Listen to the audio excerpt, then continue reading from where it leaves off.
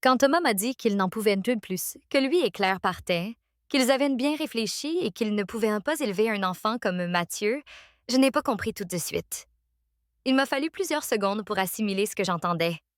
Je suis restée debout face à eux, le cœur lourd comme une pierre, l'âme déchirée comme une toile usée, avec mon petit-fils de 3 ans à peine endormi dans mes bras. Ils étaient résolus, sans larmes, comme si cette décision avait été prise bien avant et qu'ils n'attendaient que le moment précis pour l'exécuter. C'était l'hiver, je m'en souviens. Les murs de la maison tremblaient sous les assauts du vent glacial qui s'infiltrait par les fenêtres mal scellées. Nous n'avions pas de chauffage, la facture de gaz n'avait pas été payée depuis 2 mois. Mathieu dormait, enveloppé dans 2 couvertures et mon manteau, son corps frêle secoué par la fièvre. Je lui avais fait baisser la température avec des linges humides et une tisane de camomille. Sa mère, Claire, n'avait pas voulu le toucher de toute la journée. Elle m'avait dit qu'elle ne supportait plus ce fardeau. C'est avec ce mot, fardeau, qu'ils sont partis, avec une seule valise. Ils ont tout laissé derrière eux, tête. Leurs vêtements, quelques livres, une boîte de vaisselle d'occasion. Ils sont partis avec le strict minimum. J'ai supposé que quelqu'un les attendait ailleurs. Ils ne m'ont jamais dit où. Ils ne m'ont jamais rappelé, pas même pour demander si Mathieu avait survécu à cet hiver. Je me suis assise sur une chaise dans la cuisine, l'enfant toujours dans mes bras, et j'ai attendu. Je ne savais pas vraiment quoi. Peut-être qu'ils reviennent, qu'ils disent que c'était une blague, qu'ils avaient changé d'avis. Mais seul le silence m'a répondu. Cette nuit-là, l'horloge semblait figée. Dehors, il pleuvait. À l'intérieur, nous n'avions même pas de pain, juste quelques pommes de terre vieilles que j'ai fait bouillir sans sel, parce qu'il n'y en avait plus. J'ai mangé peu, gardant tout pour quand Mathieu se réveillerait. Les jours suivants se sont transformés en semaines. La famille a commencé à être au courant. Ma sœur m'a appelée pour me dire qu'elle l'avait appris par quelqu'un d'autre. Elle m'a demandé si c'était vrai. Quand je lui ai confirmé, sa réponse a été brève. Elle a dit que j'avais toujours été trop faible, que m'occuper d'un enfant comme lui était une croix que tout le monde ne pouvait pas porter. Puis elle n'a plus appelé. Les autres membres de la famille n'étaient pas différents. Certains m'ont dit que c'était ma faute pour ne pas avoir mis de limite à Thomas quand il était jeune. D'autres ont simplement ignoré le sujet. Quand il passait devant chez moi, ils jetaient des regards en coin, comme si la maladie de Mathieu était contagieuse. Mon neveu m'a même dit, sans la moindre honte, qu'il ne comprenait pas pourquoi je m'obstinais à garder en vie quelqu'un qui ne serait jamais indépendant. Je les écoutais en silence. Je ne répondais pas, non pas parce que j'étais d'accord, mais parce que la fatigue était trop grande. Je me levais avant l'aube pour laver le linge des autres, nettoyer des maisons, repasser pour quelques pièces. Je rentrais à midi, je cuisinais ce que je pouvais et je passais l'après-midi à masser Mathieu, à l'aider avec ses exercices, à l'emmener au centre de santé quand l'argent le permettait. Mathieu ne parlait pas beaucoup, il balbutiait à peine quelques syllabes, mais ses yeux disaient tout. Il me regardait avec ce mélange de peur et de tendresse qui me brisait le cœur. Quand il parvenait à bouger un doigt, il me le montrait comme un trophée, et moi, je feignais une joie débordante. Je l'applaudissais, je lui disais qu'il était l'enfant le plus fort du monde. Je ne voulais pas qu'il voie ma peur. J'avais peur, moi aussi, souvent. Parfois, je sentais que je n'y arriverais pas, qu'un jour son corps lâcherait et que ni les linges humides, ni les pommes de terre bouillies, ni mon amour immense ne suffiraient à le maintenir en vie. Je me souviens des nuits les plus froides, celles où la laine se transformait en buée, où je le couvrais de mon corps parce qu'il n'y avait plus de couverture, et je lui chantais des chansons inventées pour qu'il ne ressente pas le vide. Parfois, je pensais que si je tombais malade, il se retrouverait seul, et c'était ce qui me terrifiait le plus. Pas sa maladie, pas la pauvreté, pas la faim. Ce qui me terrifiait, c'était de mourir avant qu'il ne puisse marcher seul, dire son nom, se défendre un peu contre ce monde si cruel. Ces années-là, il ne se passait pas grand-chose, du moins rien qui vaillait la peine d'être raconté. Pas de grands bouleversements, pas de miracles soudains. Ce qu'il y avait, c'était de la résistance. Chaque jour était une montagne, chaque pas une bataille.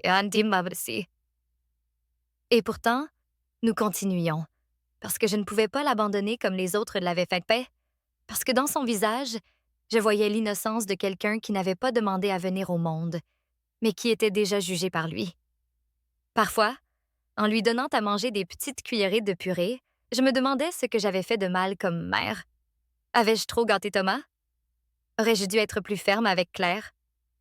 Mais ensuite, quand Mathieu me souriait avec sa bouche de travers et ses yeux ronds, toutes ces questions s'effaçaient. Il n'y avait que lui, rien que lui. Les voisins nous regardaient avec pitié. Certains nous donnaient ce qui leur restait. Un sac de pain rassis, des vêtements usagés, une chaise roulante vieille qu'on nous a laissée un jour devant la porte sans rien dire. J'acceptais tout sans orgueil, sans honte, parce que tout ce qui pouvait améliorer la vie de Mathieu était bienvenu. Peu m'importait ce qu'il pensait, et ainsi les années ont passé. Lentement, comme si le temps pesait. Mathieu grandissait, mais très lentement. Son corps restait fragile. Il ne pouvait se tenir debout que quelques secondes. Mais je ne renonçais pas. Je ne pouvais pas. Quelque chose en moi savait que nous n'étions pas destinés à disparaître, que l'abandon ne serait pas la fin de notre histoire. Je ne savais pas quand tout changerait, ni même si cela arriverait un jour. Mais tant que je respirerais, il aurait quelqu'un pour l'aimer, quelqu'un qui ne l'abandonnerait jamais.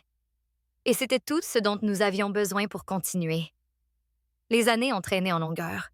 Chaque hiver était une condamnation, chaque été une épreuve. Nous vivions dans un quartier qui se dégradait peu à peu, où les gens s'habituaient au bruit de la misère, aux cris des maisons voisines, aux enfants au visage sale, jouant parmi les sacs poubelles et les bouteilles cassées. Mais même là, parmi les ruines, certains nous regardaient comme si nous étions moins que rien. Comme si avoir un enfant invalide était une sorte de péché, une malédiction contagieuse. Mathieu avait 5 ans et pouvait à peine se tenir debout seul. Les muscles de ses jambes ne répondaient pas bien, ses bras étaient faibles, maigres, tremblants. Nous utilisions une chaise roulante prêtée, avec une roue branlante et un dossier cassé.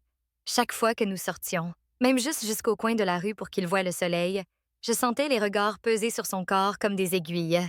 Certains changeaient de trottoir, d'autres chuchotaient, parfois ils riaient. Les enfants du quartier étaient les pires, pas par pure méchanceté, mais par l'ignorance apprise de leurs parents. Ils lui criaient des insultes, imitaient sa démarche en traînant les pieds, demandaient s'il était idiot. Une fois, ils lui ont lancé des petites pierres. Une autre fois, ils l'ont poussé. Et il est tombé. Je suis sortie en courant, criant comme une folle. Les enfants se sont enfuis. Aucune mère n'est venue s'excuser. Personne ne l'a regretté. La famille n'était pas meilleure. Mes frères venaient de temps en temps avec un paquet de riz ou un pot de café périmé, mais pas par bonté. Ils le faisaient pour se sentir moralement justifiés, pour pouvoir dire qu'ils nous aidaient, mais cela s'accompagnait toujours de commentaires blessants, de plaisanteries cruelles, de comparaisons injustes. Une de mes belles-sœurs a dit un jour, devant tout le monde, qu'il aurait peut-être mieux valu que Mathieu ne soit pas né, que ma vie aurait été différente. Personne ne l'a contredite. Je suis restée silencieuse, pas parce que j'étais d'accord, mais parce que je n'avais plus la force de discuter. Mathieu entendait tout. Il ne comprenait pas chaque mot, mais il ressentait le ton, les regards, le mépris déguisé en pitié, et cette douleur s'infiltrait dans ses os. Parfois, la nuit, je le trouvais éveillé, les yeux grands ouverts, sans pleurer, sans bouger, juste à fixer le plafond, comme si son petit corps savait qu'il n'avait sa place nulle part. Je m'allongeais à côté de lui et lui caressais les cheveux jusqu'à ce qu'il s'endorme enfin. À 6 ans, j'ai essayé de l'inscrire dans une école publique. On m'a dit qu'ils n'étaient pas équipés pour des cas comme le sien. J'ai supplié, montré des certificats médicaux, des rapports. On m'a conseillé d'essayer un centre spécialisé, mais il y avait des listes d'attente de plusieurs années et des frais que je ne pouvais pas payer, même en vendant mon sang. J'ai fini par lui faire l'école à la maison, avec des livres usagés et des cahiers donnés par une femme pour qui je faisais le ménage. Il apprenait lentement, mais il apprenait. Il reconnaissait les lettres, comptait sur ses doigts, répétait des phrases. Chaque petit progrès était une fête privée entre nous deux. Je n'avais pas de répit. Je travaillais à nettoyer des maisons, à repasser, à cuisiner pour d'autres familles. On me payait juste de quoi survivre. Je ne me plaignais jamais. Chaque centime allait à sa nourriture, ses médicaments, ses thérapies. Chaque sou était un investissement dans sa vie. Je ne m'achetais ni vêtements neufs, ni chaussures. Tout ce que j'avais était de seconde main ou récupéré dans les poubelles des quartiers riches. Mais lui, il avait toujours un manteau, même rapiécé, et de la nourriture chaude, même en petite quantité. Il y avait des jours où je n'en pouvais plus. Des jours où le corps ne répondait plus, où les douleurs de dos, de genoux, de tête me laissaient clouer au lit. Mais je me relevais, parce que si je ne le faisais pas, personne ne le ferait. Il n'y avait ni filet, ni soutien, ni repos. Juste nous deux contre un monde qui nous avait tourné le dos. Une fois, mon autre fils, le plus jeune, est venu nous rendre visite. Il n'est pas resté longtemps. Il a dit qu'il ne pouvait pas voir Mathieu comme ça, que ça l'affectait, que ça lui faisait mal. Il m'a demandé de l'interner dans un centre. Je lui ai dit non, que tant que je respirerais, Mathieu resterait avec moi. Il n'est plus revenu. Je suppose qu'il lui était plus facile de nous oublier. Je ne pleurais jamais devant Mathieu, seulement quand il dormait. J'allais dans la salle de bain, je fermais la porte et je laissais mon corps évacuer ce que mon âme ne pouvait plus porter. Je ne pleurais pas seulement de tristesse, mais d'impuissance, de colère, de fatigue, et surtout parce que je ne pouvais pas lui offrir une vie meilleure, parce que je ne pouvais pas changer son corps, parce que je ne pouvais pas le sortir de cette chaise. Parfois, je rêvais de choses simples, un parc propre, une maison sans humidité, un cahier neuf, une école où on ne le regarderait pas de travers. Je ne demandais ni luxe, ni voiture, ni voyage, juste de la dignité, un peu de justice pour quelqu'un qui n'en avait jamais eu. Mathieu, malgré tout, était un enfant doux. Il ne se plaignait pas, ne pleurait pas sur son sort. Il me regardait avec une tendresse profonde, celle des gens qui connaissent la douleur depuis tout petit. Il m'enlaçait avec ses bras frêles et me disait « Mamie », comme si ce mot contenait tout ce qu'il y avait de bon dans son monde. 6 ans ont passé depuis que Thomas et Claire nous ont abandonnés. Ils ne sont jamais revenus, n'ont jamais appelé, n'ont jamais envoyé une lettre. Parfois, j'imaginais qu'ils allaient si bien, qu'ils avaient une autre vie, sans fardeau, sans douleur, et ça me faisait mal, non pas pour eux, mais parce que nous n'avions jamais eu autant besoin d'eux et qu'ils avaient choisi de ne pas être là. Nous sommes devenus invisibles pour tout le monde. Nous étions la vieille qui traîne un invalide, la folle qui ne lâche pas, l'entêtée qui ne renonce pas.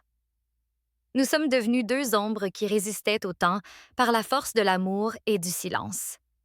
Pourtant, nous avancions. Pas par espoir, pas par foi, mais par pur besoin de ne pas nous laisser vaincre. Parce que même si personne ne le savait, Mathieu avait une vie devant lui et tant que je pourrais, je serais là pour m'assurer qu'il l'atteigne. Les années les plus dures ont été celles où Mathieu avait entre 7 et 11 ans. Nous vivions dans un présent figé, une sorte d'hiver qui ne finissait jamais, même s'il faisait soleil dehors. Peu importait que ce soit avril, octobre ou janvier, à l'intérieur, il faisait toujours froid. Froid dans les murs, dans les mains, dans les os, mais surtout dans le cœur. Notre maison était un bloc de béton avec des fenêtres cassées. L'humidité avait envahi chaque coin. Nous dormions dans le même lit, pas par affection, bien que l'affection ne nous manquât pas, mais parce que c'était le seul moyen de combattre les nuits glaciales. La maison était un cube silencieux avec des fuites qui rythmaient nos nuits. Quand il pleuvait fort, je mettais des seaux, des casseroles, des plateaux, tout ce que je trouvais pour éviter que le sol ne soit inondé. Parfois, je me réveillais les pieds mouillés. Mathieu tombait malade souvent. Le froid le brisait. Ses poumons étaient faibles. Son système immunitaire fonctionnait au ralenti. Il avait des fièvres sans raison, une toux chronique, des infections qui ne s'édentent pas. Il n'y avait pas d'argent pour de bons médecins. Je l'emmenais au centre de santé du quartier, où on nous recevait sans entrain. On nous donnait des sirops périmés ou des comprimés que je divisais en 4 pour qu'ils durent plus longtemps. Je ne pouvais pas me plaindre. C'était ça ou rien. Je continuais les thérapies. J'avais appris quelques mouvements auprès des kinésithérapeutes dans un hôpital public avant qu'on nous refuse pour manque de place. Ils m'avaient montré comment garder ses muscles actifs. Je les répétais chaque jour comme une prière. Parfois, Mathieu pleurait. Pas de douleur physique, mais de frustration. Il voulait bouger ses jambes, se lever seul, courir. Je lui tenais les mains, je le regardais dans les yeux et je lui disais qu'il y arriverait. Je ne savais pas si je mentais ou si c'était de la foi, mais il me croyait. Ma routine était toujours la même. Me réveiller à 5 heures, se chauffer un peu d'eau sur une plaque électrique qui grésillait, préparer de l'avoine s'il y en avait, ou du pain rassis sinon. Je laissais Mathieu avec ses livres, quelques jouets cassés, et je partais nettoyer des maisons. Je revenais avant midi, je lui donnais à manger, nous faisions des exercices, nous étudions ensemble, je le faisais dormir pour une sieste. puis je ressortais laver du linge pour d'autres. Je rentrais le soir, les mains gercées, le dos brisé, les chaussures d'ail trempées. Mais je rentrais, toujours. Nous n'avions pas de télévision. Mathieu lisait. Il aimait les livres de science, d'histoire, d'animaux. Je lui rapportais ce que je trouvais dans les brocantes ou ce que les femmes pour qui je travaillais me donnaient. Une fois, une dame riche m'a donné une encyclopédie incomplète. Quand je la lui ai montrée, Mathieu l'a serrée contre lui comme un trésor. Il la lisait chaque soir, la touchait avec précaution, comme si elle était fragile. Dans ces pages, il trouvait une échappatoire, un monde où il n'était pas différent, où son corps ne le limitait pas. Là, il volait. Les voisins ne nous parlaient presque plus. Nous faisions partie du décor, comme le lampadaire cassé ou l'épicerie abandonnée au coin. Je n'attendais pas de compassion, mais je n'attendais pas non plus l'indifférence. Une fois, la cuisine a pris feu à cause d'une installation électrique vétuste. Nous sommes seuls sortis en courant. Personne n'est venu nous aider, pas même pour demander si nous allions bien. Ce n'est que lorsque la fumée s'est dissipée qu'une voisine m'a lancé une bouteille d'Eisio depuis sa fenêtre, au cas où ça recommence, a-t-elle dit. C'était tout. Les fêtes étaient un rappel de notre solitude. Pendant que les autres célébraient avec des feux d'artifice, de la nourriture et du bruit, nous passions Noël avec une bougie allumée, une tasse de thé et du pain avec du beurre, quand il y en avait. Je lui racontais des histoires inventées, je lui parlais d'un futur où il aurait sa maison, sa vie, sa liberté. Il m'écoutait avec une foi qui me brisait en deux. Mathieu ne connaissait ni les jouets neufs, ni les parcs propres, ni les fêtes d'anniversaire avec des ballons. Ses cadeaux, c'étaient des dessins faits à la main, des livres usagés, des mots. Et pourtant, il ne se plaignait jamais. Il ne demandait jamais après son père ou sa mère. Il ne demandait pas pourquoi ils ne venaient pas. Je crois qu'il le savait, même si nous n'en parlions jamais. Il savait qu'il l'avait abandonné et il avait appris à vivre avec. Moi non plus. Je ne les mentionnais pas. J'avais arraché ces mots de mon dictionnaire intérieur, non par haine, mais par nécessité. C'était une blessure qui ne pouvait plus saigner. Mon seul objectif était Mathieu, sa santé, son esprit, son âme. Mon corps était devenu un outil pour qu'il vive. Rien d'autre ne comptait. Pendant un temps, j'ai vendu des empanadas faites maison. Je les préparais avec ce que j'avais. Je les vendais sur la place du quartier, marchant avec une boîte improvisée. Certains jours, je n'en vendais aucune. D'autres, ça suffisait pour acheter 1 litre de lait et un peu de viande pour Mathieu. Jamais pour nous deux. Moi, je mangeais du riz ou une soupe claire. Lui, il fallait qu'il ait des protéines, qu'il grandisse, qu'il prenne des forces. Je me souviens d'un hiver en particulier. Il avait une infection pulmonaire. Il respirait mal, il tremblait, sans fièvre, mais sa peau était cendrée. Je l'ai emmené aux urgences. On m'a dit d'attendre. Nous avons attendu 9 heures dans un couloir. Je l'ai allongé sur une couverture par terre. Il n'y avait ni chaise ni lit. Personne n'est venu. Quand on l'a enfin examiné, il s'était endormi d'épuisement. Le médecin m'a donné une ordonnance impossible à payer. Je suis sortie avec le papier à la main, assise sur un banc de béton, sans savoir quoi faire. J'ai fini par emprunter de l'argent à une voisine. Il m'a fallu 3 mois pour la rembourser. Nous n'avions pas de photos, pas de souvenirs matériels. Tout ce que nous avions était dans nos têtes, dans les gestes, les sons, les mots sétillés répétés. Mathieu parlait peu, mais il me disait « Je t'aime ». Parfois, il me caressait le visage avec ses doigts fins, comme s'il prenait soin de moi. Et moi, avec tout le poids du monde sur les épaules, je tenais bon. Pas par héroïsme, pas par orgueil, juste parce qu'il n'y avait pas d'autre option. Si je tombais, il tombait. Si je renonçais, il s'éteignait. Et je ne le permettrais pas. Ainsi fut notre vie pendant des années. Répétitive, grise, solitaire, mais tissée d'un fil invisible d'amour que même la misère ne pouvait couper. Nous n'avions rien, mais nous avions. Et cela, même si personne ne le comprenait, était la seule chose qui nous gardait en vie. La décision n'a pas été marquée par un moment précis. C'était un goutte-à-goutte lent, une accumulation d'années, de regards méprisants, de moqueries déguisées en conseils, de mains qui se retiraient quand nous en avions le plus besoin. Ce n'était pas une dispute, pas une tragédie particulière. C'était juste comprendre que cet endroit n'avait plus rien à nous offrir que du mépris et de l'usure. C'était survivre, oui, mais mourir un peu chaque jour. C'était être vivante seulement pour voir tout pourrir autour. La goutte d'eau a été une après-midi d'automne. Mathieu avait 11 ans. Nous étions sortis avec la chaise roulante pour prendre un peu de soleil, comme chaque fois que je pouvais m'échapper du travail quelques heures. Nous nous sommes arrêtés devant une maison en construction. Mathieu regardait les murs nus avec attention.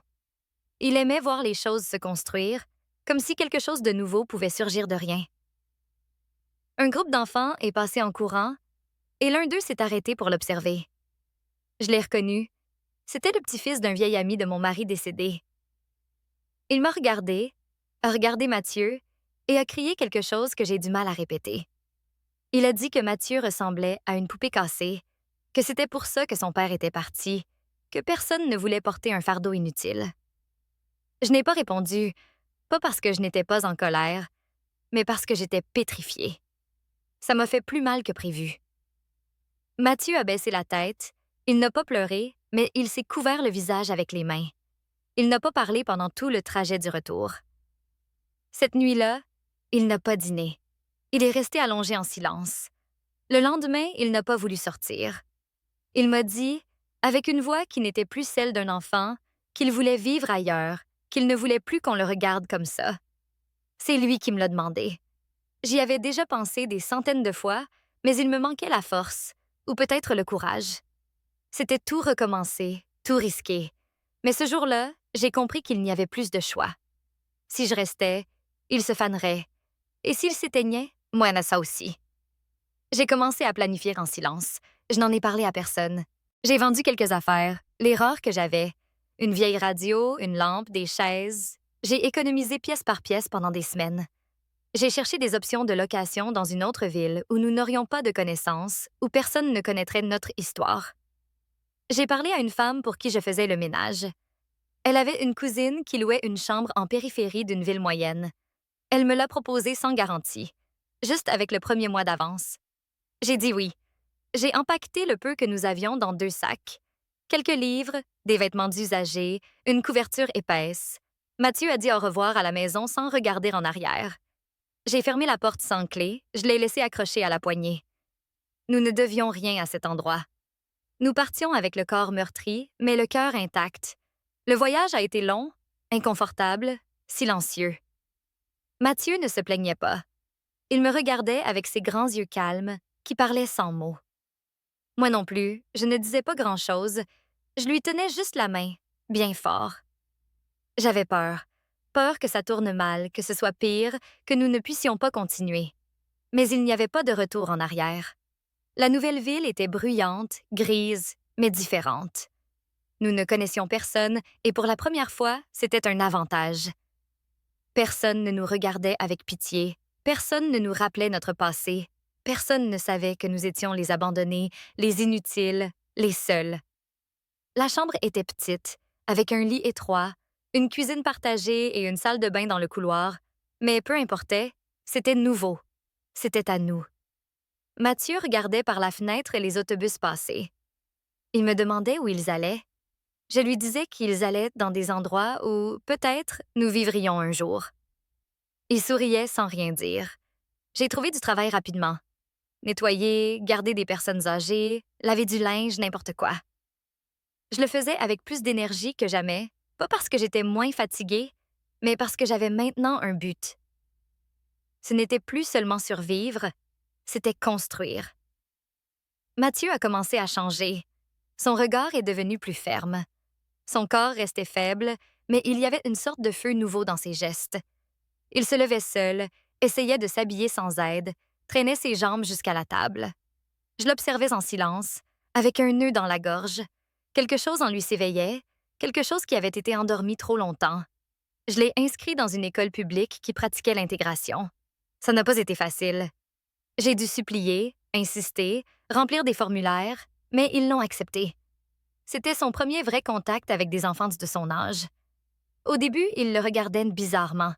Il ne parlait pas beaucoup, marchait avec difficulté, mais il n'arrêtait pas d'essayer.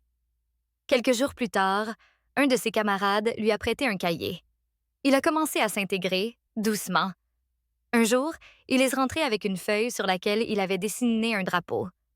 Il m'a dit que c'était son pays Son pays nouveau, sa vie nouvelle. À partir de là, tout a changé. Peu à peu, mais ça a changé. Il a commencé à lire davantage. Il me demandait des livres. Il adorait la science. Il voulait comprendre le fonctionnement du corps, du cerveau, de l'énergie. Je faisais tout mon possible pour lui obtenir ce qu'il demandait. Je vendais des heures de sommeil pour des heures de travail supplémentaires. Tout pour lui. Une après-midi, en rentrant du travail, je l'ai trouvé en train de lire à voix haute. Il prononçait chaque mot avec difficulté, mais avec détermination. Je me suis assise pour l'écouter. C'était un texte sur le système solaire. Je ne l'avais jamais vu aussi concentré, aussi vivant. Quelque chose dans sa voix m'a fait trembler. J'ai compris que cet enfant, abandonné par tous, n'était pas cassé. Il attendait juste le lieu où il pourrait grandir. Et j'avais bien fait de l'emmener. J'avais bien fait de tout recommencer, car pour la première fois depuis longtemps, j'ai senti que l'hiver commençait à s'achever.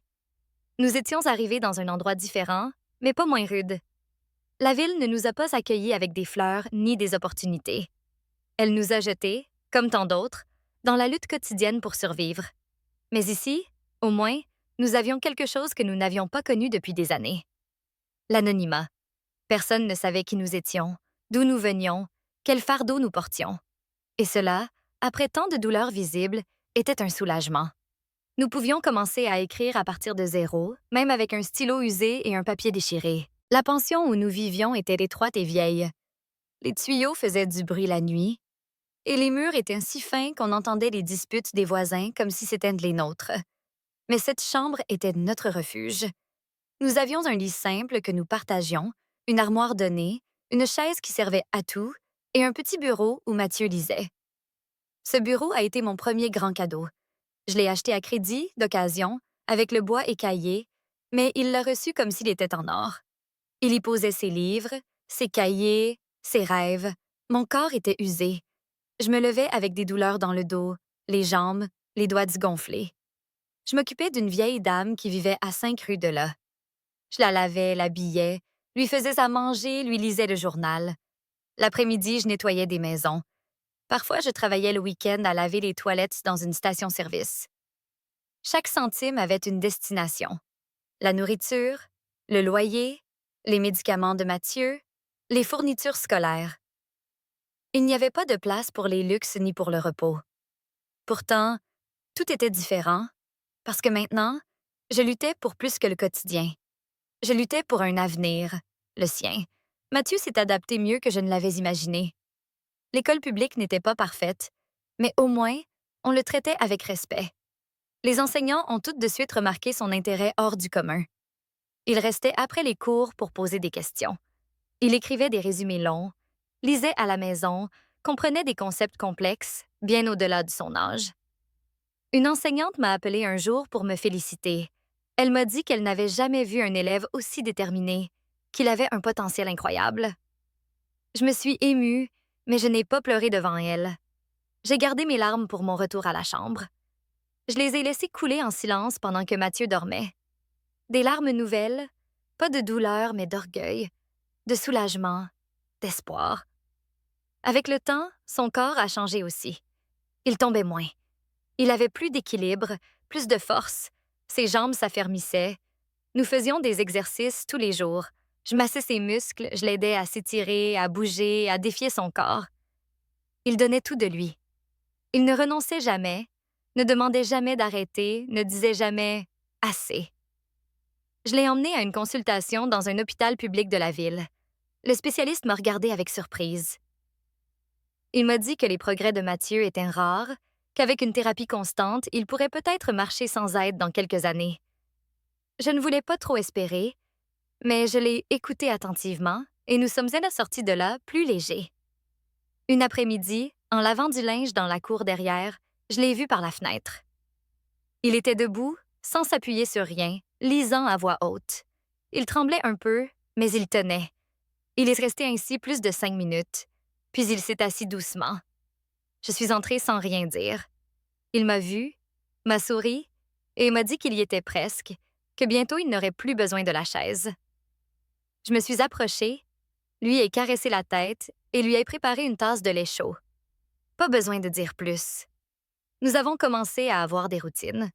Je travaillais le jour, il étudiait. Le soir, nous dînions ensemble, il lisait pour moi, je corrigeais ses textes, je lui enseignais ce que j'avais appris. Il me parlait du système solaire, de l'évolution, des lois physiques. Je ne comprenais pas tout, mais je l'écoutais avec dévotion. Ce n'était pas seulement du savoir, c'était un moteur. C'était sa façon de me montrer que tout avait un sens. Avec le temps, la propriétaire de la pension nous a proposé une chambre plus grande car elle avait appris notre situation par une voisine. Elle ne nous a pas demandé d'augmentation. Elle nous l'a donnée parce que, selon elle, nous ne dérangions pas. Nous étions des gens bien. C'était la première fois depuis longtemps que quelqu'un nous reconnaissait sans sarcasme. Cette chambre fut notre petit palais. Mathieu avait son coin d'étude, un lit à lui, une lampe. Je pouvais me déplacer sans trébucher sur tout.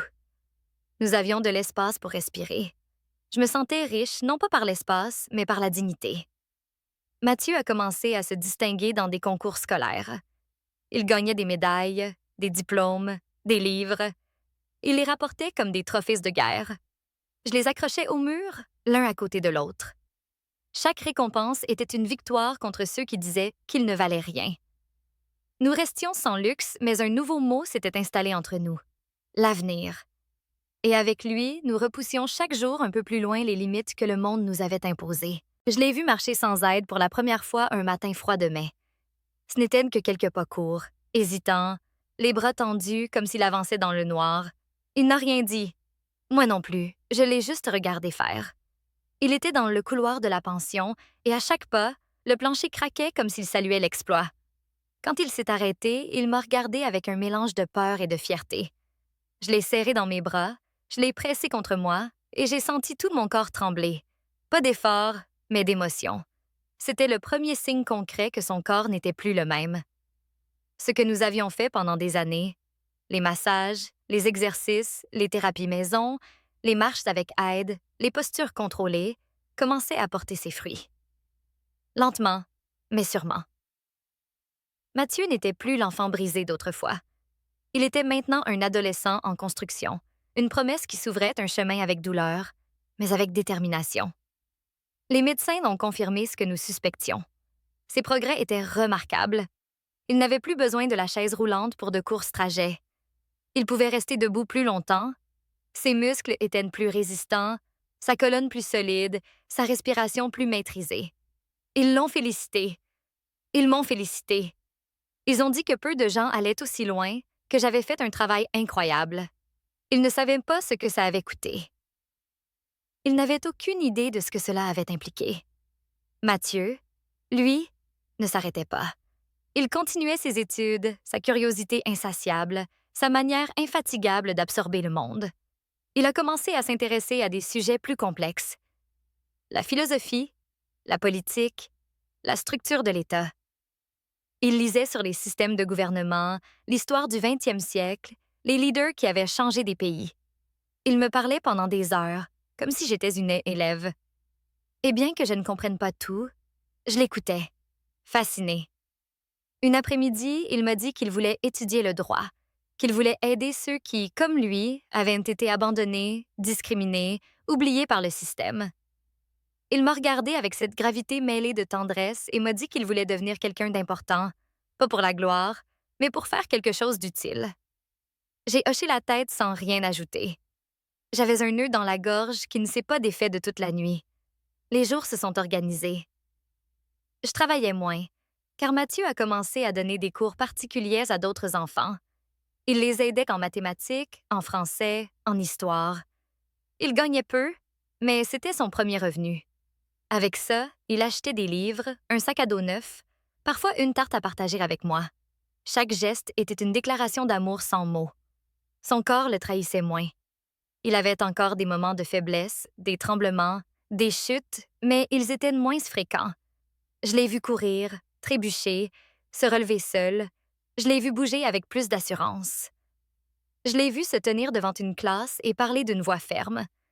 Je l'ai vu discuter avec un professeur sans perdre son calme. Je l'ai vu défendre un camarade face à une injustice scolaire. Je l'ai vu grandir. Moi aussi, j'ai changé. Je ne me réveillais plus tous les jours avec la peur. Je ne comptais plus chaque pièce comme une sentence. Nous étions toujours pauvres, mais pas misérables. Nous avions du contrôle, de la dignité, un sens. L'avenir n'était plus une idée lointaine, il se rapprochait. Mathieu a commencé à participer à des débats scolaires, à des concours d'éloquence. Sa voix, autrefois douce et tremblante, est devenue claire, profonde. Il a appris à parler en public, à argumenter, à défendre ses idées. Il m'invitait à chaque présentation. Je m'asseyais au fond, avec mes vêtements propres, les cheveux attachés, les mains croisées sur les genoux. Je le regardais avec un mélange d'incrédulité et de fierté. C'était mon petit-fils, celui dont on disait qu'il ne vivrait pas, qu'il ne marcherait pas, qu'il ne serait bon à rien.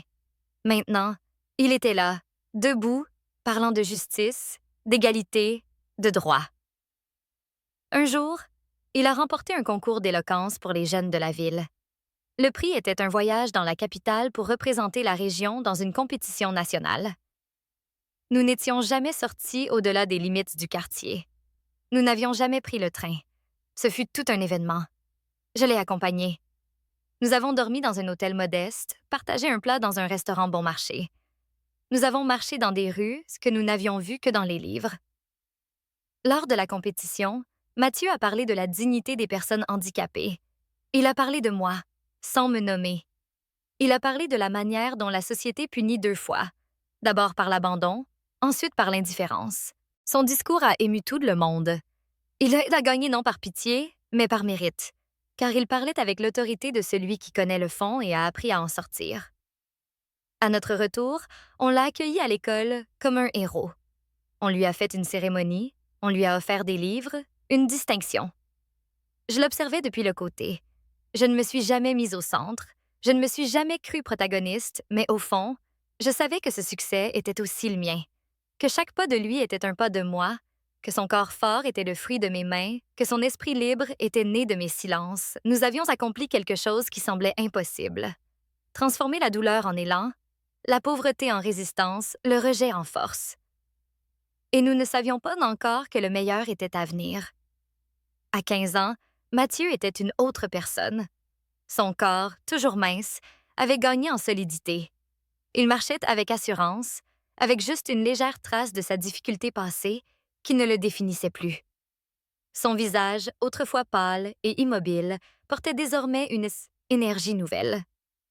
Pas exubérante, pas ostentatoire, mais constante, comme s'il avait en lui un moteur qui ne s'arrêtait jamais.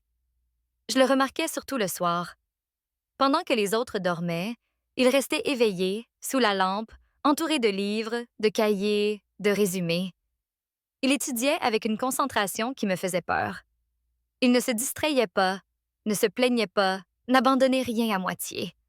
Chaque sujet qu'il découvrait l'entraînait vers un autre. Il se plongeait dans les textes avec une intensité que je n'avais jamais vue, même chez les adultes les plus instruits que j'avais croisés en travaillant chez les autres. Il lisait de tout. Droit constitutionnel, histoire de France, traités internationaux, politique sociale, philosophie moderne, théorie politique, économie. Il lisait Rousseau, Marx, Bergson, Foucault, Camus, Sartre. Il apprenait des langues avec des vidéos gratuites sur Internet. Il a commencé par l'anglais, puis le portugais, ensuite l'allemand. Je ne comprenais pas comment il retenait tant, comment il reliait les concepts, comment il débattait avec lui-même à voix basse en arpentant de la pièce. Parfois, je l'observais sans qu'il s'en rende compte. Je m'asseyais en silence pour plier le linge, mais en réalité, je le regardais. J'avais du mal à croire que cet adolescent discipliné, ambitieux, sûr de lui, était le même enfant qui, quelques années plus tôt, tremblait de fièvre sous des couvertures trouées. Je le voyais écrire avec son écriture serrée, remplir des cahiers entiers, griffonner des phrases dans les marges des livres. Il avait un esprit en feu, toujours en mouvement. Il n'était pas vaniteux. Il ne faisait pas ça pour impressionner. Il ne cherchait ni médailles ni applaudissements. Il étudiait parce qu'il avait faim de comprendre le monde, parce qu'il savait que le savoir était sa seule arme pour briser les chaînes qu'on lui avait mises depuis sa naissance. Je ne pouvais plus l'aider. Mes connaissances étaient limitées, mais je le soutenais dans tout. Je lui préparais du café, mettais de la musique douce, lui donnais de l'espace, du silence. Les professeurs du lycée ne savaient plus quoi faire de lui. Il était à des niveaux au-dessus des autres. Il participait aux cours, organisait des groupes d'études, lançait des débats, écrivait des essais qui laissaient les enseignants sans voix. Certains l'adoraient, d'autres le regardaient avec méfiance. Personne ne pouvait l'ignorer. Mathieu était devenu une référence, non seulement par son intelligence, mais par son attitude. Il défendait les camarades plus discrets. Il remettait en question les décisions injustes. Il a proposé des réformes au conseil des élèves. Il a organisé des conférences sur les droits civiques. Il a convaincu le directeur d'ajouter des contenus sur l'inclusion dans les programmes scolaires. À 16 ans, il était déjà un leader. Pas parce qu'il le cherchait, mais parce que les autres le suivaient. Je l'accompagnais à tout, en silence, comme toujours. J'allais aux événements, aux rencontres, aux présentations. Je m'asseyais au fond, mon sac sur les genoux, observant depuis l'ombre. Je n'avais pas besoin qu'on sache qui j'étais. Lui le savait, et cela suffisait. Un jour, il m'a dit qu'il voulait se présenter comme orateur à un forum national sur les politiques publiques pour la jeunesse. L'événement avait lieu dans la capitale. Il devait postuler, écrire un essai, passer un entretien. Il a tout fait seul. Il a été sélectionné parmi 300 candidats. Nous avons pris le train, comme la première fois, avec un sac rempli de documents et un cœur plein d'anxiété. Il parlait avec assurance, mais je savais qu'il était nerveux. Le jour du forum, il s'est tenu devant une salle pleine de jeunes, d'experts, de responsables. Il a parlé pendant 15 minutes sans regarder ses notes. Sa voix était ferme, posée, directe. Il a parlé d'éducation, de la fausse méritocratie, des inégalités structurelles. Il a parlé de la manière dont le système rend invisibles ceux qui naissent avec des désavantages, du fait que le talent ne suffit pas sans un réseau pour le soutenir. Il l'a dit sans haine, sans victimisation, sans artifice, juste avec la vérité. Il a reçu une ovation. On est venu le féliciter, lui demander des interviews, lui offrir des bourses, l'inviter à d'autres événements. Il a tout accepté avec humilité, sans se vanter. Nous sommes rentrés en silence. Dans le train, il m'a pris la main et m'a dit « Ce n'est que le début. » Et je l'ai cru. L'obsession de Mathieu pour apprendre n'était pas une phase. C'était une déclaration de principe. C'était sa manière de rendre au monde ce qu'il ne lui avait jamais donné, de construire à partir des ruines quelque chose de plus digne, de plus juste. Il ne pensait pas à la vengeance, il pensait à la transformation. Sa chambre s'est remplie de livres au point de ne plus en contenir. Nous avons commencé à empiler des caisses dans le couloir. Chaque centime supplémentaire allait à son éducation. Il a commencé à économiser pour un ordinateur portable. Il l'a finalement acheté avec son propre argent, gagné en donnant des cours et en corrigeant des textes. Je travaillais à peine désormais. Il ne me laissait pas. Il me demandait de me reposer, de prendre soin de moi, mais je continuais à faire des choses simples. Coudre, cuisiner, nettoyer, maintenir un espace digne. Lui s'occupait du reste, de ce qui venait, de l'avenir. Il n'oubliait jamais ce que nous avions vécu. Il se souvenait de chaque étape de sa maladie, de chaque nuit sans lumière, de chaque jour sans nourriture. Il ne s'en servait pas comme excuse, mais comme carburant. Il disait que ça l'avait rendu plus fort, plus lucide, que sans ce que passé, il n'aurait pas ce présent. Parfois, la nuit, quand tout était calme, je m'asseyais pour écrire de petits mots dans un vieux carnet, des choses que je ne voulais pas oublier. Ces phrases, des moments clés, des détails minuscules. C'était ma manière de préserver la mémoire. Je savais que s'il arrivait là où il voulait, beaucoup essaieraient d'écrire son histoire. Mais moi, je serais celle qui se souviendrait de la vérité. Parce que la vérité était dans les jours debout, dans les hivers sans gaz, dans les cuillères sur de riz, dans les marches à l'aube pour l'emmener aux urgences. Mathieu continuait d'avancer, sans s'arrêter, sans connaître d'autre façon de vivre que d'aller de l'avant. Et moi, derrière, de plus en plus fière, de plus en plus émerveillée, je ne pouvais que le suivre, car cet enfant, cet adolescent, n'était plus seulement mon petit-fils. Il était la preuve vivante que l'amour, le vrai, pouvait défier n'importe quelle sentence. Quand Mathieu a eu 17 ans, son nom circulait déjà dans des cercles que nous n'aurions jamais imaginés. Tout a commencé avec un article dans un journal local, une interview simple après qu'il eut remporté un concours d'essai sur l'éducation publique. La journaliste a été surprise en lui parlant. Elle me l'a dit après quand elle m'a salué timidement dans le couloir de l'école. Il parle comme s'il avait 50 ans et avait vécu 10 vies. Je me suis contentée de sourire. Pas besoin de la corriger. Ensuite, il y a eu une invitation à une émission de radio, puis une chronique dans un site dédié aux jeunes intellectuels. On lui écrivait par courrier, on l'invitait à des forums, à des tables rondes, à des rencontres sur les politiques éducatives, la jeunesse et le handicap. À chaque pas, Mathieu avançait avec le même calme que lorsqu'il s'était levé, en silence, pour la première fois. Il ne courait pas, ne s'affolait pas. Il marchait avec assurance, comme quelqu'un qui sait exactement où il va. Je l'accompagnais partout où je pouvais. Je continuais d'aller aux événements, assise au fond, avec mes carnets de notes cachés dans mon sac. Je notais tout, non par contrôle, mais par respect. Je sentais que chaque mot de lui faisait partie de quelque chose de plus grand. J'étais témoin d'un phénomène rare, et je voulais tout garder en mémoire. Chaque moment, chaque geste, chaque applaudissement. Nous ne vivions pas mieux financièrement, mais il y avait plus d'air. Mathieu recevait de petites bourses pour ses activités. Il donnait des ateliers, parfois on le payait pour des conférences. Avec ça, nous achetions de la meilleure nourriture, des vêtements corrects, un radiateur neuf. Pas du luxe, juste des améliorations qui rendaient de la vie plus digne. Il insistait pour que j'arrête de travailler. Il disait que c'était à lui de prendre soin de moi désormais. Je continuais à faire des choses à la maison, mais c'était vrai. Pour la première fois depuis longtemps, je n'avais pas à m'épuiser pour nous maintenir à flot. Je l'ai vu se tenir devant des auditoriums pleins, parler sans notes, avec assurance, avec conviction. Son histoire touchait, mais il ne s'arrêtait pas là. Ce n'était pas un témoignage, c'était un projet. Il ne racontait pas son vécu pour inspirer la pitié, mais pour diagnostiquer un mal plus grand. Il n'était qu'un cas parmi des milliers, et sa mission était de changer cela. Une fois, lors d'une conférence universitaire, une femme âgée m'a approchée, m'a serré fort dans ses bras et m'a dit que j'étais sa mère, même si je ne l'avais pas portée. Elle m'a demandé de ne jamais cesser de veiller sur lui. Je lui ai répondu que ce n'était pas nécessaire, que Mathieu savait se débrouiller seul et que maintenant c'était lui qui veillait sur moi. Les invitations se multipliaient, il en refusait certaines. Il ne voulait pas participer à des événements vides. Il choisissait soigneusement où aller, avec qui parler, quoi dire.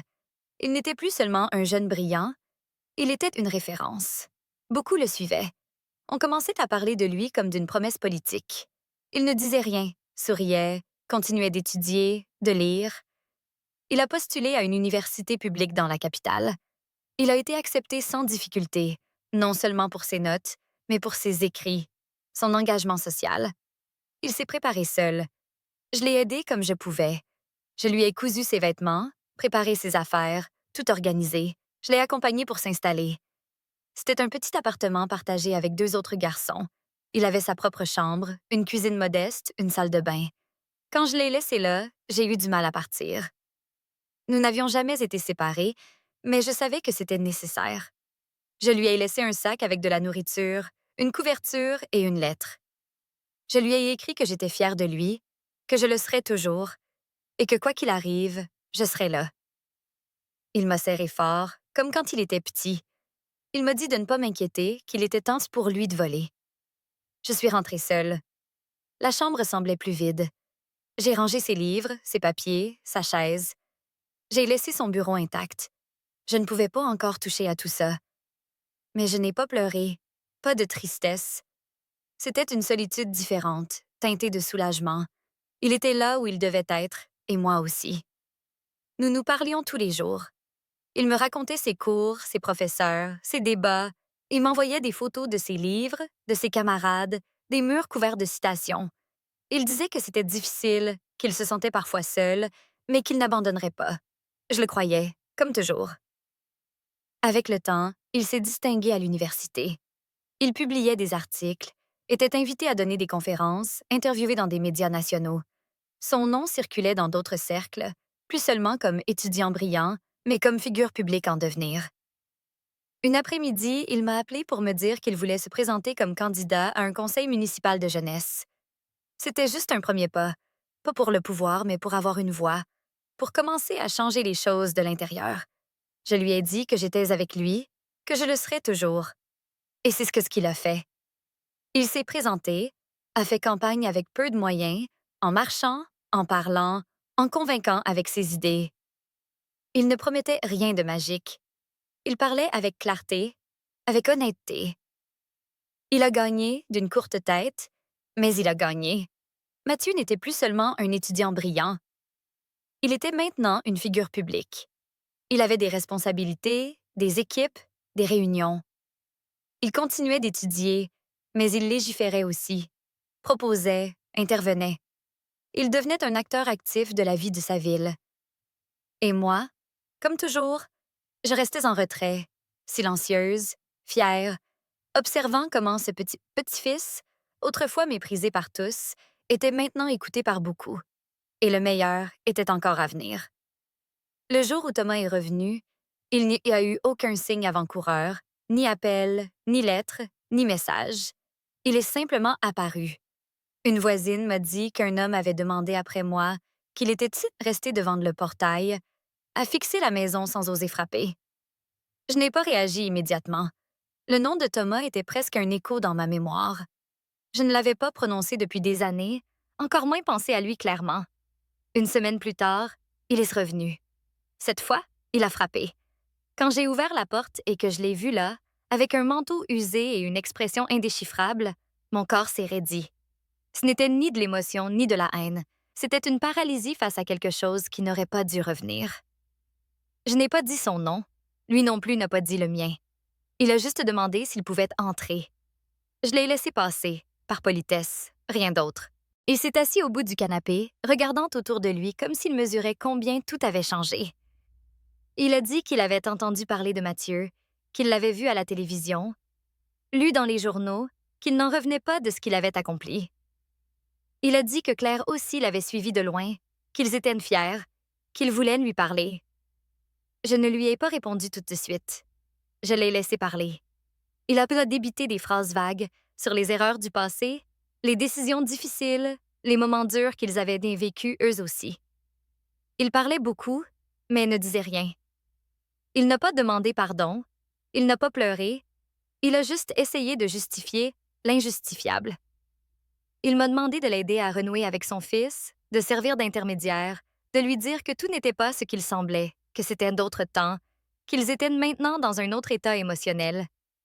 Il a dit qu'ils voulaient reconstruire des liens, qu'ils avaient des problèmes financiers, qu'ils avaient besoin d'une chance. C'est là que j'ai compris. Ce n'était pas un acte d'amour, pas du remords. C'était du besoin. Il avait vu son fils devenir quelqu'un et pensait pouvoir revenir comme si l'abandon ne laissait pas de cicatrices. Je lui ai répondu calmement. Je lui ai dit que Mathieu n'était plus l'enfant sans défense qu'il avait laissé derrière, qu'il décidait désormais par lui-même que s'il voulait lui parler, il pouvait le chercher, mais qu'il ne devait pas s'attendre à une compréhension immédiate, que la porte qu'il avait fermée il y a 20 ans ne s'ouvrait pas juste en la frappant. Thomas est parti, la tête basse. Je ne sais pas si c'était de la honte ou de la colère. Il a dit qu'il reviendrait et il est revenu. Cette fois avec Claire. Elle a pleuré. Elle m'a serré dans ses bras sans me demander la permission. Elle m'a dit qu'elle était désolée, qu'elle avait beaucoup souffert, que voir son fils aux nouvelles l'avait bouleversée, qu'ils ne pouvaient plus dormir en pensant à ce qu'ils avaient fait. Elle m'a supplié de ne pas les exclure, qu'ils voulaient voir leur fils, qu'ils avaient besoin d'aide, qu'ils étaient sans travail, sans maison fixe, que leur situation était intenable. Je l'ai écoutée, non pas avec pitié, mais avec distance, comme si j'entendais une histoire qui ne m'appartenait pas. Parce que c'était le cas. Il ne faisait plus partie de la mienne. Mathieu est venu le lendemain. Je lui ai tout raconté. Il m'a regardé en silence. Il n'a rien dit pendant un long moment. Puis il m'a demandé d'organiser une rencontre. Il voulait les écouter, non pas parce qu'il croyait que quelque chose changerait, mais parce qu'il sentait qu'il devait clore cette histoire en personne. Et c'est ce qui s'est passé. La réunion a été brève. Claire a pleuré. Thomas évitait son regard. Ils ont parlé avec des phrases creuses, des explications qui n'expliquaient rien. Mathieu les a laissés parler. Puis il a répondu. Il leur a dit qu'il ne les haïssait pas, qu'il avait appris à vivre sans eux, que sa mère, pour lui, c'était moi, que son histoire était déjà complète, qu'il n'avait pas besoin d'une version corrigée de ses parents. Il leur a dit qu'il l'avait abandonné au pire moment de sa vie, que s'il était arrivé là où il était, ce n'était pas grâce à eux, mais malgré eux. Il les a remerciés de l'avoir mis au monde, mais il leur a fait comprendre qu'ils n'avaient pas le droit de revenir comme si de rien n'était. Il leur a dit qu'il n'était pas trop tard pour changer, mais qu'ils ne devaient pas compter sur lui pour cela. Que ce dont ils avaient d'assez besoin, travail, argent, affection, ne s'obtenait pas avec des larmes tardives. Je les ai raccompagnés à la porte. Je les ai regardés tous les deux dans les yeux. Je leur ai dit que chacun choisit à quel moment être une famille, qu'ils avaient choisi de ne pas l'être quand on avait le plus besoin d'eux, et que maintenant, il était trop tard. Je n'ai pas crié, je n'ai pas insulté, je n'ai pas pleuré. J'ai juste fermé la porte avec la même fermeté qu'eux l'avaient fermée un jour. Mathieu m'a serré dans ses bras ce soir-là. Il m'a dit qu'il l'avait fait pour lui, mais aussi pour moi, que nous devions clore cette histoire, qu'il était temps d'avancer sans fantôme, et j'ai su qu'il avait raison. Nous avions fermé une porte et ouvert toutes les autres. Après cet après-midi où nous avons refermé la porte sans regarder en arrière, la vie a suivi son cours. Mais quelque chose en moi a changé. Ce n'était ni de la colère, ni de l'orgueil, ni un soulagement immédiat. C'était un silence profond, pas de tristesse, mais d'ordre, comme si tout avait enfin trouvé sa place, comme si le puzzle des années de lutte avait enfin un sens. Je n'attendais plus que quiconque comprenne notre histoire. Je ne voulais même plus la raconter, car la vérité n'avait pas besoin d'être expliquée. Il suffisait de la voir dans les yeux de Mathieu chaque fois qu'il parlait devant un groupe de jeunes, chaque fois qu'il votait pour un projet dans ses nouvelles fonctions, chaque fois qu'il rentrait à la maison et me demandait comment j'allais, si j'avais mangé, si j'avais besoin de quelque chose. J'avais appris que la douleur ne disparaît pas, mais qu'elle s'installe, et qu'il ne s'agit pas de se venger ou de réclamer ce qui n'a pas été, mais d'honorer ce qui a été. Mathieu était la preuve vivante que l'impossible peut se construire, qu'un enfant abandonné peut devenir un exemple, et qu'une femme seule, vieille et pauvre, peut être mère, infirmière, enseignante et pilier sans attendre de reconnaissance. Je ne travaillais plus à l'extérieur. Mathieu m'avait demandé de me consacrer à me reposer, à lire, à m'occuper des plantes sur le petit balcon que nous avions. Il m'a offert une bibliothèque sur mesure et l'a remplie de livres qu'il pensait que j'aimerais. Je lisais lentement, à mon rythme, sans obligation. L'après-midi, je cuisinais, non par nécessité, mais par affection. J'étais heureuse de préparer son plat préféré et de voir son visage s'illuminer à la première bouchée. Nos conversations ont changé. Nous parlions plus du pays, de son avenir, de ce qu'il voulait construire. Mathieu m'écoutait attentivement, même si je n'avais pas de grandes connaissances techniques. Il disait que ma façon de voir la vie lui donnait une perspective, qu'aucune université ne pouvait enseigner ce que j'avais appris en frottant des sols pour nous maintenir à flot. Il me faisait me sentir valorisée, utile, sans exigence. Parfois, nous sortions marcher, juste lui et Tate et moi, dans des rues où plus personne ne nous reconnaissait comme ceux qui étaient arrivés avec une chaise roulante et un sac de vêtements. Maintenant, si quelqu'un nous saluait, c'était parce qu'il connaissait son histoire, parce qu'il admirait ce qu'il avait accompli. Il ne disait jamais son nom avec arrogance, n'oubliait jamais d'où il venait. Dans chaque discours, chaque conférence, il rappelait qu'il ne l'avait pas faite seul. Il disait toujours « J'ai merci à celle qui a cru en moi quand personne d'autre ne l'a fait. » Et je savais qu'il parlait de moi. Je ne lui ai jamais demandé s'il avait vraiment pardonné à son père et à Claire. Ce n'était pas nécessaire. Il vivait sans haine, sans dettes émotionnelles. Cela suffisait. Moi aussi, j'avais lâché ce fardeau, non pour me réconcilier, mais pour ne plus le porter. La paix n'est pas arrivée comme une révélation. Elle s'est construite jour après jour, à travers des gestes, des routines, de la confiance. Je le voyais grandir, mûrir, occuper des places importantes tout en restant le même garçon qui m'aidait à plier le linge, qui me préparait du thé, qui me couvrait d'une couverture si je m'endormais sur le canapé. Nous vivions bien, sans excès. Un appartement confortable, des livres partout, des plantes aux fenêtres, une vieille radio pour écouter de la musique l'après-midi. Mathieu continuait de travailler, d'étudier, de projeter. Parfois, il me disait qu'il voulait écrire un livre, raconter notre histoire. Je lui disais de le faire, que c'était la sienne, mais de ne pas oublier de la raconter à partir de ce que nous avions, pas de ce qui nous avait manqué. Car oui, il nous avait manqué beaucoup. La santé, l'argent, le soutien, la justice. Mais nous avions aussi l'essentiel. Nous avions la volonté de ne pas abandonner. Nous avions du respect mutuel. Nous avions du silence quand il le fallait et des mots quand ça faisait mal. Nous avions du temps ensemble. Et ça, je le savais maintenant, c'était plus que ce que beaucoup peuvent dire. On a commencé à l'inviter à des émissions importantes, à des congrès, à des réunions avec des figures de haut niveau. Il me demandait toujours s'il devait accepter. Je lui disais que oui, tant qu'il ne perdait pas son cap, il n'y avait rien à craindre, que le pouvoir ne corrompt pas tout seul, seulement quand on oublie pourquoi on est arrivé là. Et Mathieu n'oubliait pas. Parfois, des jeunes venaient à la maison, des étudiants, des bénévoles, des futurs politiques. Je leur préparais du thé ou du café et j'écoutais depuis la cuisine. Il leur parlait comme à des égaux. Il ne les enseignait pas de haut. Il leur racontait c'était vrai, ce qui était dur, ce que personne ne dit. Et il le regardait avec respect, pas pour son titre, mais pour son histoire. Je le voyais grandir, non seulement comme professionnel, mais comme personne, et je sentais que tout, absolument tout, en valait la peine. Je n'avais ni luxe, ni bijoux, ni propriété, mais j'avais une vie en paix, une maison sans cri, un petit-fils qui avait vaincu chaque verdict, chaque diagnostic, chaque préjugé. Et surtout, j'avais ma vérité, entière, vivante, sans besoin d'explication. Car à cet âge, tout ce que je voulais, c'était dormir tranquille, me réveiller sans angoisse et savoir que ce que j'avais fait, je l'avais bien fait. Quand Mathieu a été nommé ministre, il n'y a pas eu de moment d'euphorie en moi. Je n'ai pas crié, pas sauté, pas pleuré devant les caméras. Je l'ai juste regardé prêter serment, debout, avec ce même air serein qu'il avait toujours. J'étais assise au premier rang, vêtue d'une blouse simple, les cheveux attachés comme d'habitude, les mains serrées sur les genoux. Personne ne m'a poussée au centre. Je ne l'ai pas cherché. Je savais que ma place était là, celle qui observe en silence, sachant ce qu'il avait coûté d'arriver jusqu'ici. Après la cérémonie, il y a eu les embrassades, les félicitations, les caméras, les interviews.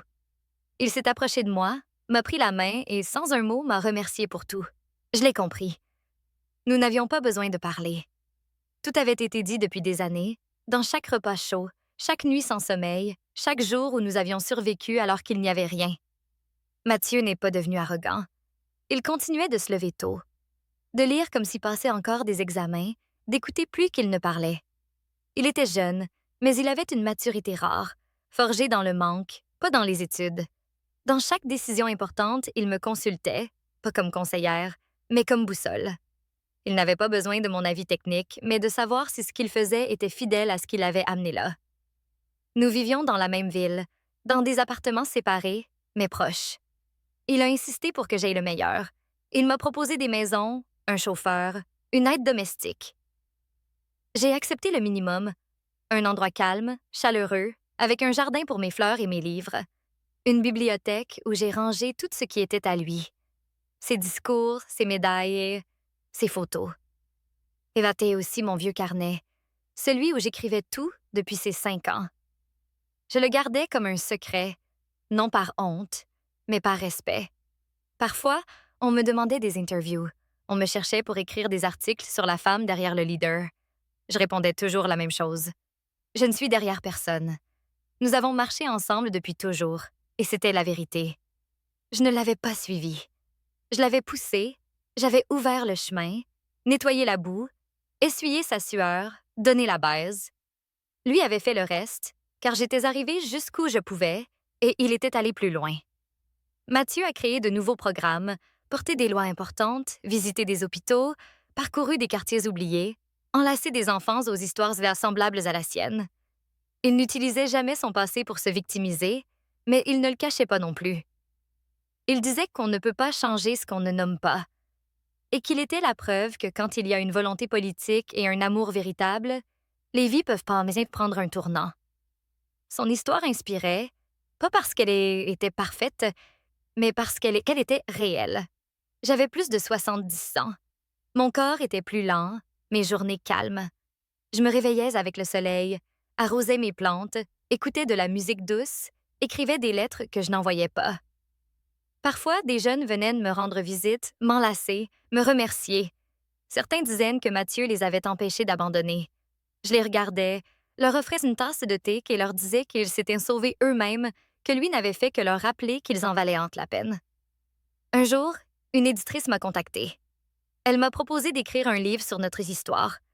Elle m'a offert de l'argent, de la visibilité, des interviews. J'ai refusé.